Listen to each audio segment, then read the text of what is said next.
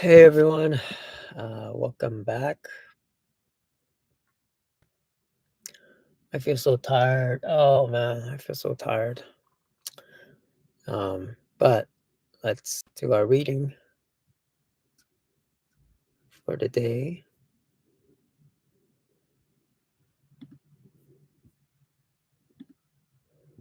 I think it's gonna be a short reading session, so just 10 minutes. And I think that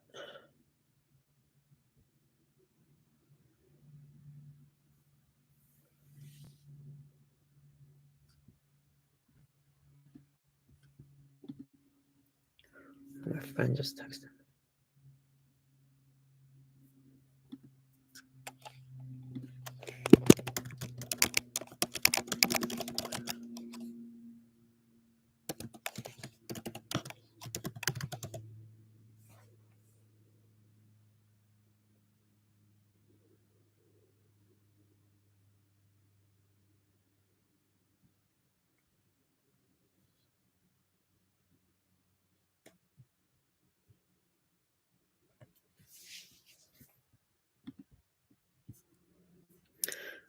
Right, right. So it's okay, let's go. Let's do this. Lord, thank you for your word. You allow me to understand and apply what I read. Just go to the-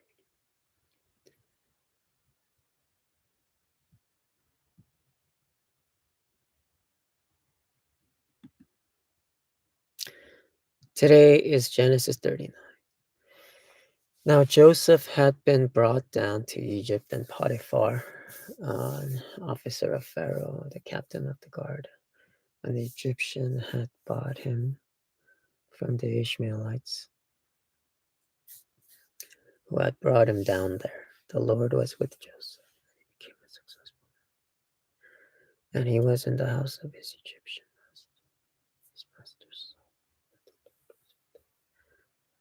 caused to succeed. So Joseph found favor in his sight and attended him, and he made him overseer of his house.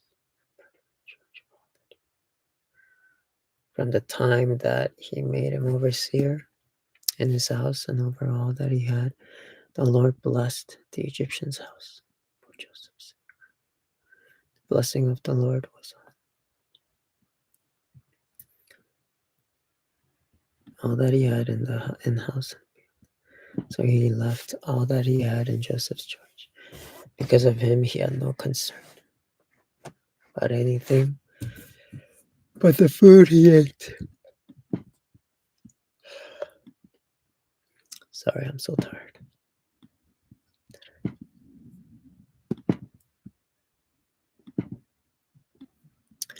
I'm so tired.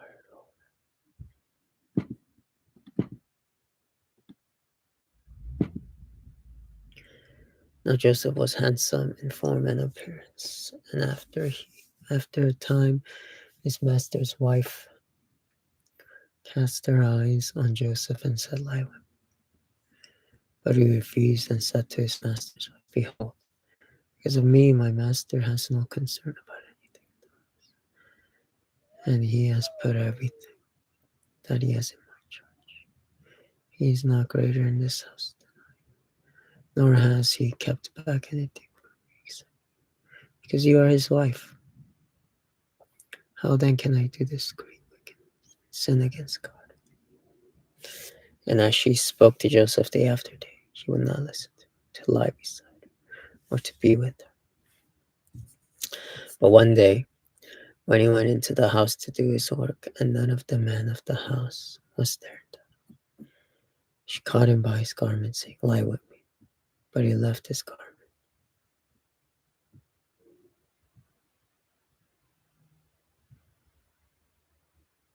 in her hand and fled and got out of the house. And as soon as she saw that he had left his garment in her hand and had fled out of the house, she called two of the men of her household and said to them, "See, he has brought among us a Hebrew to laugh at us." He came into me to lie with me, cried out with a loud voice. And as soon as he heard that I lifted up my voice and cried out, he left his garment beside me and fled, got out of the house. And she laid up his garment by her until his master came. She told him the same stories. The Hebrew servant whom you have brought among us came in to me to laugh at. But as soon as I lifted up my voice and cried, he left his garment beside me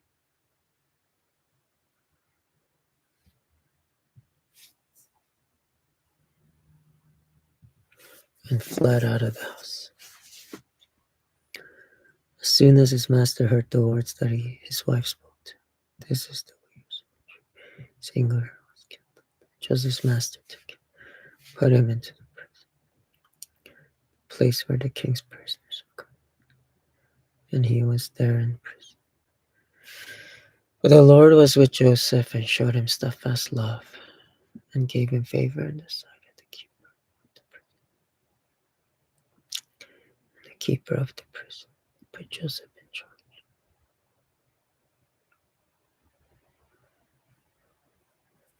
of all the prisoners who were in the prison. Whatever was done there, he was the one who did. The keeper of the prison paid no attention to that was in Joseph's charge, because the Lord, whatever he did, the Lord made it succeed. So, wow, it's kind of interesting. Potiphar's wife, of course, it's all the Lord looking in retrospect. But Potiphar's wife is just kind of, very bad in many ways. And that's kind of an obvious statement to say, but it's like she's deceptive, manipulative, and ultimately she turns against him. That is scary. That is scary. But no matter what, you just gotta stick to the Lord in this way. Sometime after this, the cupbearer of the king of Egypt and his baker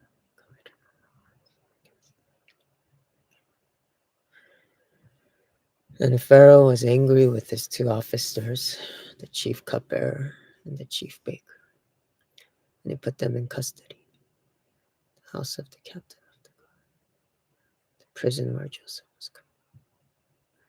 The captain of the guard appointed Joseph to be with them, and he attended them. They continued for some time in custody, and one night they both dreamed, the cupbearer and the baker of the king of Egypt, who are confined in the prison, each his own dream, and each dream with its own interpretation. When Joseph came to them in the morning, he saw that they were troubled. So he asked Pharaoh's officers who were with him in custody, his master's house, "Why are your faces downcast?" He said to him, "We have had dreams. There is no one to interpret." Joseph said, "Do not interpretations belong to you? Please tell them to me." So the chief cupbearer told his dream to Joseph and said, "In my dream there was a vine before me, and on the vine there were 3 branches. As soon as it budded, its blossoms shot, and the clusters ripened into grapes. Pharaoh's cup was invited. Take the grapes and press them into Pharaoh's cup. Place the cup in Pharaoh's." Then Joseph said, "This is his interpretation. The 3 branches are 3 days. 3 days Pharaoh will lift up your head, restore you to your heart. You shall place Pharaoh's cup in his hand as well. Only remember me when it is well, and please do me good."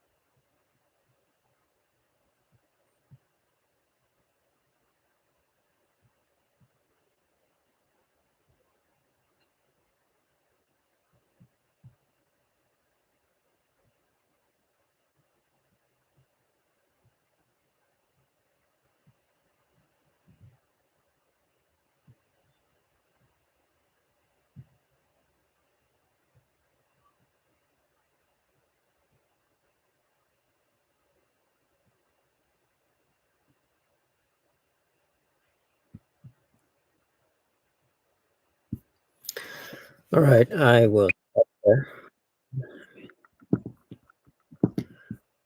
The alarm is also ringing. Yeah, it's a sober reminder that Lord is in control,